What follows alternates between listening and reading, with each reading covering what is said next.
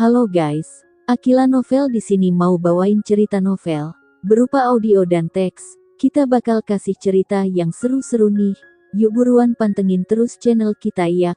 Ojo lali di subscribe, mergo subscribe kui gratis orang bayar wakakak. Pisan mane ojo lali di like yo guys, karo di komen Bekila terus semangat nggawe konten hehehe. Yo wis langsung aja masuk ke ceritanya, cekidot. Di ruangan yang gelap, orang yang berbaring di sofa berguling-guling. Akhirnya, Jingga melompat turun dari sofa. Dia membuka pintu kamar. Setelah itu, dia dengan hati-hati turun dan memastikan bahwa ruang tamu kosong. Baru saat itulah Jingga menghela nafas lega dan dengan cepat melesat ke dapur. Membuka lemari es, dia mengambil sepotong roti dan memakannya 2 suap dengan penuh semangat. Tiba-tiba, dia mendengar suara mobil datang dari luar mansion. Dia membeku. Seluruh tubuhnya menegang dalam sekejap. Tristan kembali. Ketika dia memikirkan tentang kejadian yang terjadi di lokasi syuting hari itu, dia tiba-tiba merasa gugup. Dia buru-buru menutup pintu lemari es, dan dia hendak berlari ke kamarnya ketika sekelompok besar orang memasuki ruang tamu. Tampaknya sangat mencurigakan jika Jingga berlari sekarang. Oleh karena itu, dia memilih untuk hanya berdiri di pintu masuk dapur dan melihat keluar. Pintu depan terbuka dan Tristan melangkah masuk, membawa suasana sejuk. Penjaga itu segera menghampirinya dan berkata, "Pak, Anda sudah kembali." Tristan mengangguk. Dia melepas jaketnya dan memberikannya kepada seorang pelayan.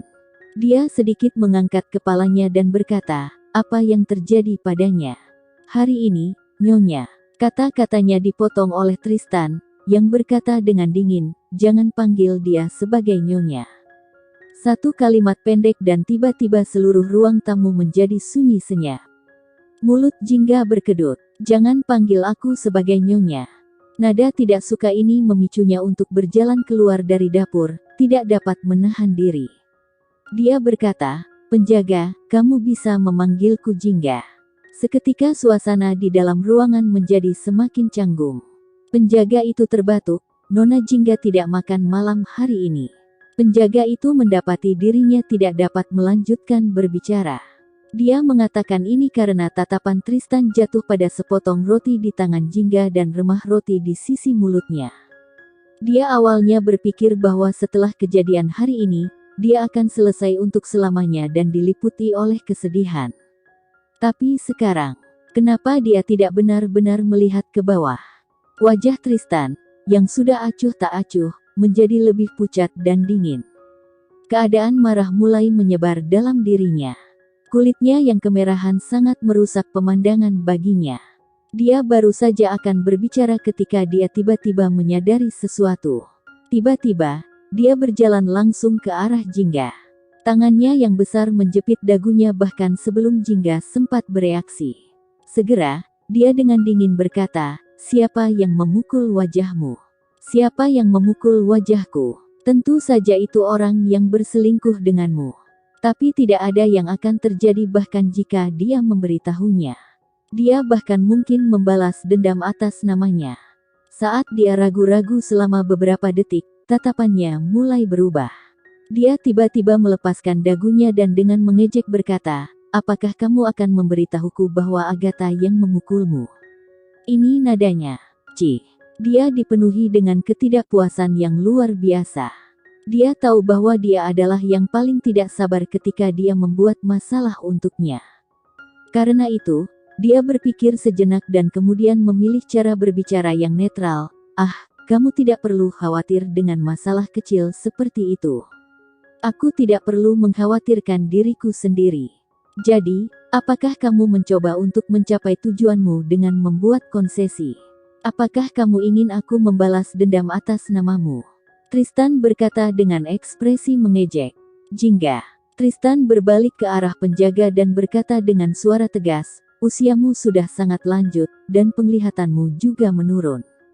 Berhati-hatilah dan jangan biarkan orang lain memanipulasimu lagi." "Memanipulasi orang ini? Apakah yang dia maksud itu aku?" Jingga mengerutkan kening dan berkata, "Tristan, aku tidak butuh bantuanmu." "Nona Jingga, saya katakan sekarang, trik wanita tidak berhasil pada saya. Begitu dia selesai berbicara, dia segera berbalik, naik ke atas dan membanting pintu. Brak, Chingga berpikir, jadi dia bahkan tidak akan membiarkan orang berbicara dengannya sama sekali. Bahkan dengan nada yang bagus dan tenang. Chingga dengan marah menggigit seteguk roti. Tiba-tiba, dia menjadi sadar akan suatu masalah. Apakah ini dianggap sebagai argumen? Jika demikian, di mana dia akan tidur malam ini? Chingga menghabiskan malam dengan tidur di ruang tamu.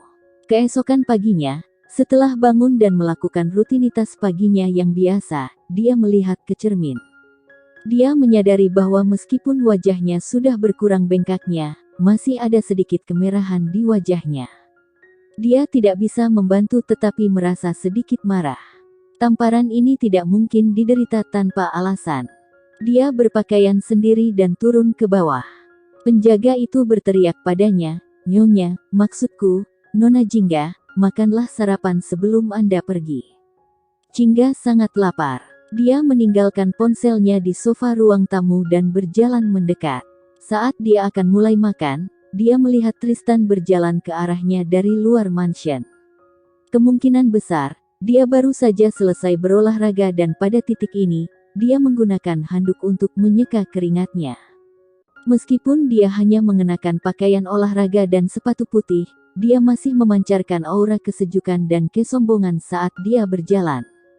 Wajahnya tanpa ekspresi, dan dia naik ke atas bahkan tanpa memandangnya. Chingga menatap sosoknya yang surut dan tidak bisa tidak mengagumi kesombongan dan sikap dinginnya. Bibirnya melengkung. Suasana hatinya menjadi lebih baik secara signifikan setelah dia makan dan minum sampai kenyang. Dia membawa tasnya dan hendak keluar ketika dia tiba-tiba teringat sesuatu. Dia menoleh, mengambil ponsel yang tergeletak di atas meja kopi dan meletakkannya di dalam tasnya. Baru saat itulah dia bergegas keluar dari mansion untuk pergi bekerja. Tepat ketika dia pergi, seorang pelayan berjalan untuk menyapu dan membersihkan tempat itu. Dia melihat ponsel tergeletak di sofa dan meletakkannya di meja kopi. Setelah beberapa saat, Tristan turun, baru saja selesai berganti pakaian. Saat dia melewati meja kopi, dia mengambil ponsel yang tergeletak di atasnya. Dia memasukkannya ke dalam sakunya dan meninggalkan mansion. Manajer dan asistennya sudah menunggu di van pengasuh. Setelah dia memasuki van, asistennya berkata dengan hati-hati, "Tristan, saya sudah berbicara dengan petugas keamanan. Mulai sekarang, tidak akan ada lagi insiden reporter yang berdiri di depan pintumu." Tristan menggumamkan penegasannya dengan sikap acuh tak acuh. Dia mengambil naskahnya dan interior van menjadi sunyi senyap. Meskipun dia hanya muncul di First Love sebagai cameo dan dia hanya berakting di beberapa adegan, seperti biasa, dia tetap memainkan perannya dengan serius. Dalam drama ini, Tristan berperan sebagai CEO sebuah perusahaan besar. Pemeran utama pria dalam drama ini berada pada tahap awal memulai bisnis dan dia ingin bekerja untuk perusahaannya. Namun, Tristan tidak akan memberinya kesempatan seperti itu. Karena kehabisan pilihan lain, protagonis wanita Agatha dengan berani melangkah maju untuk membantu protagonis pria karena cinta. Dia mempertaruhkan nyawanya untuk menghentikan lalu lintas di tengah jalan dan dengan melakukan itu, dia mengubah nasib protagonis pria menjadi lebih baik. Adegan yang mereka syuting hari ini persis adegan ini.